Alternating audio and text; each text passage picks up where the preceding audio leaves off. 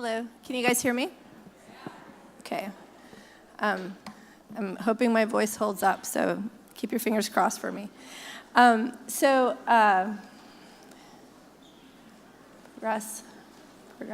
there we go.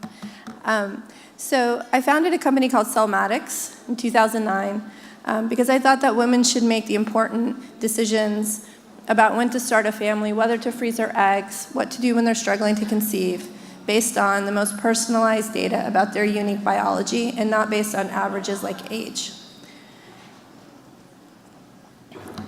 It wasn't until I started trying for a family myself that it became really personal. So I got into this business because I was a scientist, and I saw how being in the era of medicine where now we could understand things really on a genomic scale, meaning we really understood people's DNA, I wanted women to be empowered with that information.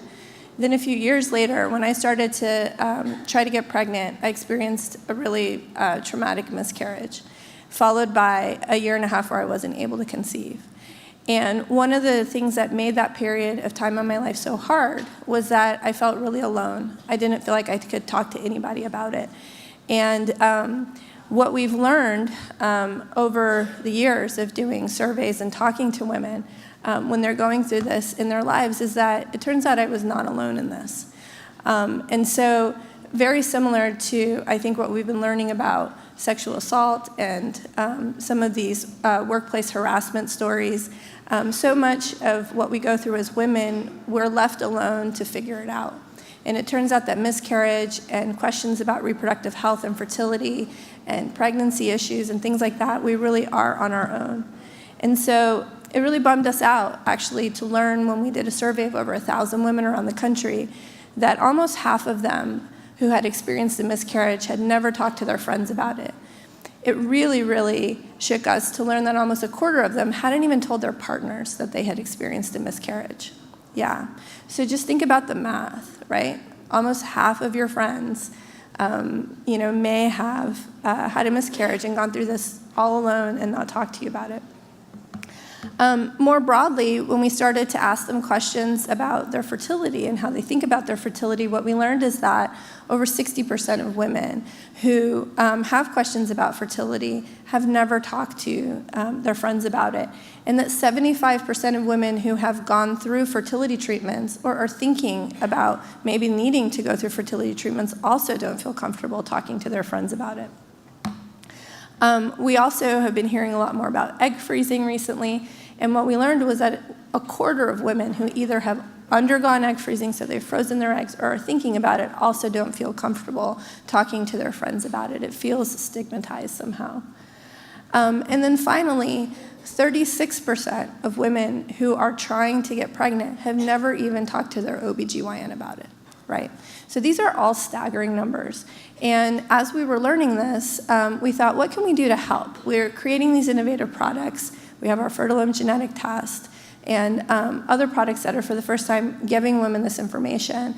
But one of the challenges is that we don't have a lot of funding in women's health. There's just not a lot of funding in the private sector or in basic research. And one of the reasons is that no one talks about this stuff. So investors don't understand how prevalent and important this is for women. They don't understand that there's a really big market out there. And the government doesn't understand how important this is to women because there's still so much stigma around it. So we thought, we can continue innovating and being right at the edge of trying to empower women. But when over a quarter of women don't even talk to their OBGYN about this stuff, there's a much, much bigger problem that we need to think about solving first. And so about a week and a half ago, we started a movement called Say the F Word. So the F word in this case is fertility. And we've been inviting women around the world, around the country, to say the F word with us in 2018.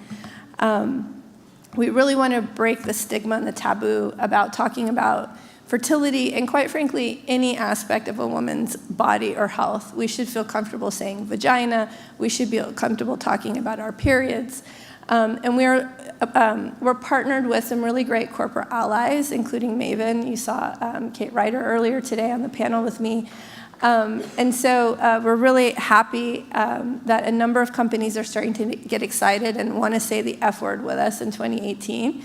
And we're also partnered with a number of causes: Planned Parenthood, the Women's March, Resolve, and the Endometriosis Foundation, and counting.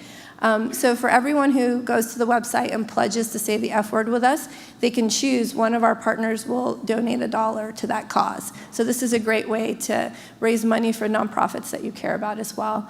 And it's been awesome. It's been a week and a half, and we've had over close to 1,500 women pledge to say the F word. The hashtag's been used. People have been posting pictures. And I think the thing that is so moving is that I was the first person kicking off the campaign where for the first time ever I talked about my miscarriage. That was really hard. And one of the things that I really talked about is, even though I knew the data and I'm a scientific expert in this field, I still felt like it was my fault. I was racked with guilt and shame. And it's just been really moving. Every morning I wake up to 100 more women who have felt like they could find their voice. And so anyway, we'd be just so happy if you guys could help us spread the word and make 2018 the year that we really shatter all of the stigma around fertility. Thank you so much.